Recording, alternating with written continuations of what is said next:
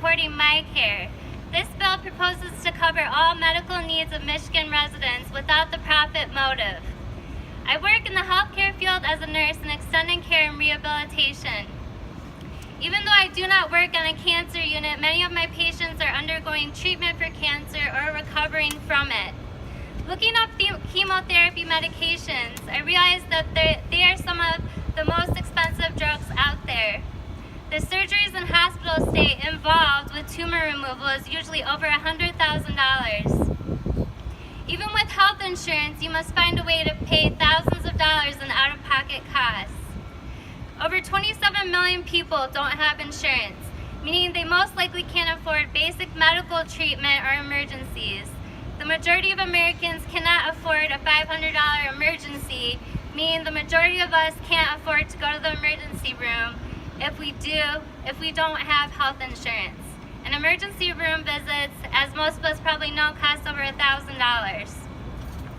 I'm angry at the system, hearing about my family and community members repeatedly delaying medical care because they can't afford it. They can't even afford to pay for medical care even when they are working multiple jobs or consistently working over 10 hours a day.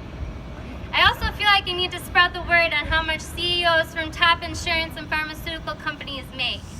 These CEOs are making tens of millions of dollars every year while most people in this country are one emergency away from bankruptcy. And that's not right. That's right. That's right. So I hope you join me in this thought. We've got to speak up when we know the truth, and we have the power to work with each other in a fusion coalition. I hear everybody has the right to live, starting in my head as often by those involved in the Poor People's Campaign, a national call for a moral revival. That's real and true right there. I see my brother, sister, and friends struggling with student loan debt, working 2 to 3 jobs, off and on health insurance depending on current circumstances and the government's decisions. The Affordable Care Act increased the number of people who have insurance, but there was no limit set on how high our premiums, deductibles, or co-pays can rise, and they just continue to rise every year.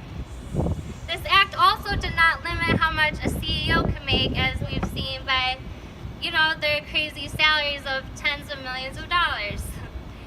So if you think of how insurance companies make money, it is easy to see how these companies act as a barrier to care between people and their medical needs, between people and their health professionals. The more I ask about my patients and communities, the more I hear about my patients and community members being denied care. For one, my colleague was prescribed a certain chemotherapy medication for a specific type of breast cancer, and her insurance company offered to pay for a completely different medication with a completely different chemical structure. So she had to spend hours on the phone fighting just for them to pay for part of this chemo medication that her doctors prescribed. That's ridiculous. It's insane. My dad's CT scan was delayed by weeks because the insurance company insisted that an MRI scan was enough. But the MRI does not show the precise location and size of the tumor like a CT scan does, and his doctors could not begin the treatment before he had the CT scan.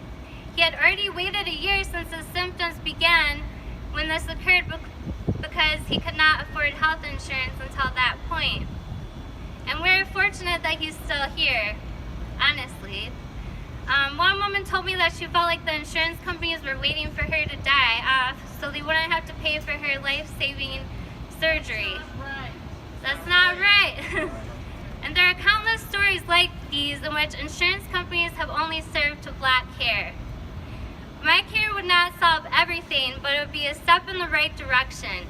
It would be publicly administered to remove the profit motive that currently incentivizes insurance companies to deny necessary medical care. When people say universal health care plans are too costly, this is ridiculous to me because we already spend the most on health care in our current multi-payer for-profit healthcare system, and we could be using that money and those resources more efficiently. Yes.